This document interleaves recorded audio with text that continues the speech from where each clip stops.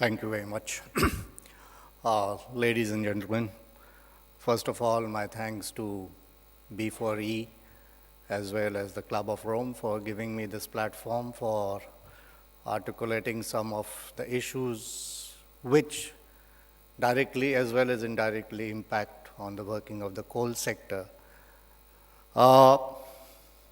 It is really a pleasure to be away from the hustle and bustle of your office chamber to much more cleaner environments. And I look forward to sharing this interaction with you.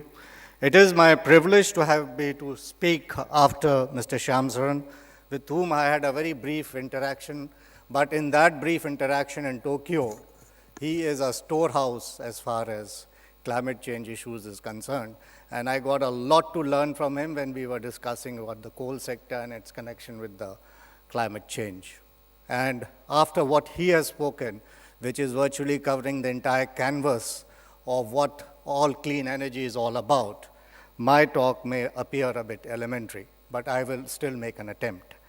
Since it's a bit of a technical issue, and it's an issue which is not directly connected with the coal mining sector per se, but the sector which deals with using the coal, that is the power sector, I think I'll have to read out certain portions because as such I'm used to speaking extempore, but here I'll be constrained in dealing with a technical subject and reading out certain portions of it. I was very gratified in listening to the last intervention on the panel discussion which happened with regard to renewable energy.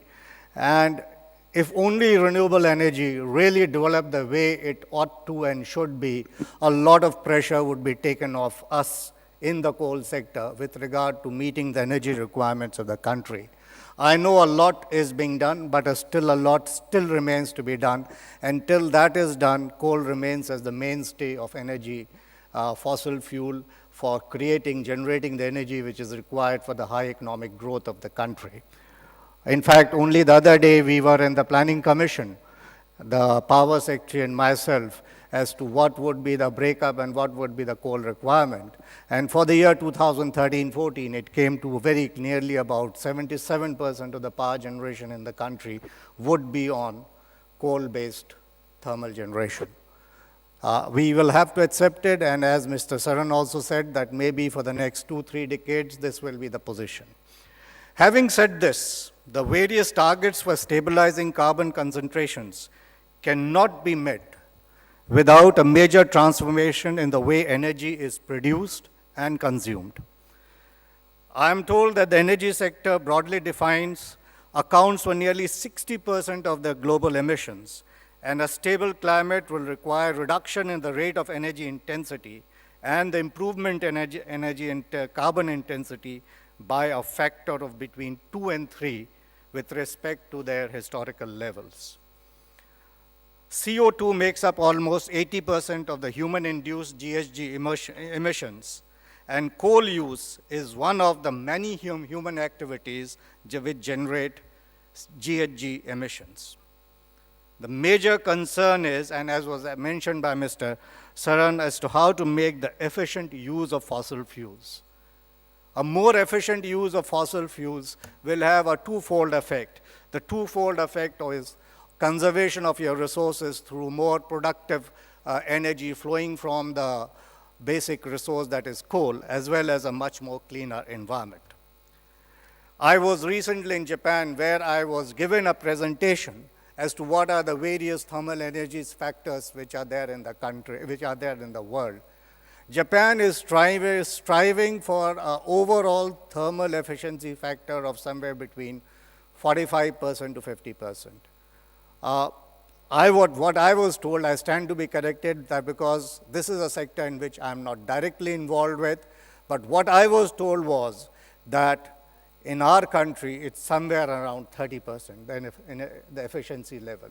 And that shows that we still have a long way to go insofar as meeting the overall efficiency levels are concerned in energy utilization.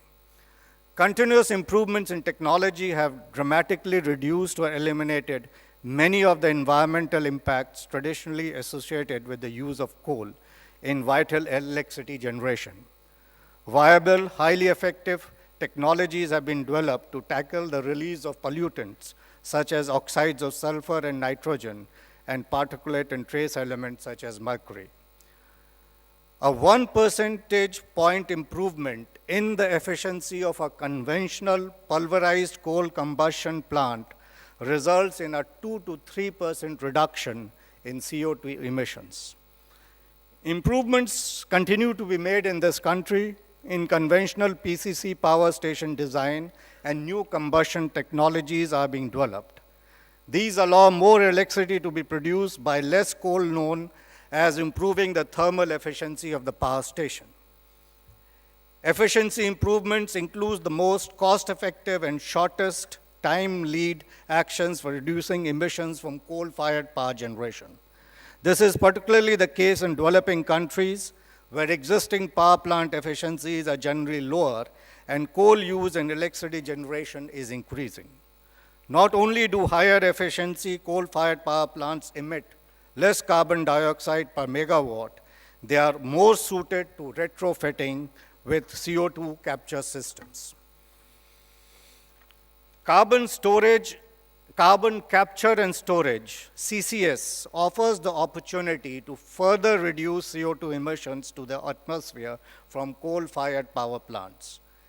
Capturing the CO2 emitted by the use of coal and other fossil fuels and injecting it for storage in deep geological formations is the only currently available technological solution that will enable deep cuts in greenhouse gas emissions whilst maintaining the energy infrastructure needed for growth.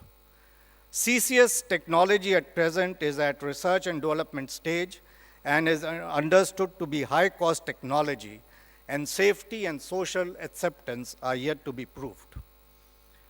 Coal mining per se raises a number of environmental challenges, including soil erosion, dust, noise, and water pollution.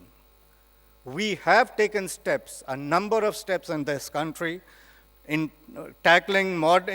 introducing modern coal mining operations to minimize these impacts. In fact, only in the month of January, we have brought out our latest guidelines with regard to progressive mine closure plans. Emphasis is being laid by us in the coal sector on coal washing in view of its economic and environmental benefits. Use of washed coal for power generation helps reducing CO2 emissions. Another important area where the coal industry is working to reduce GHG emissions is through the recovery of methane released during coal mining.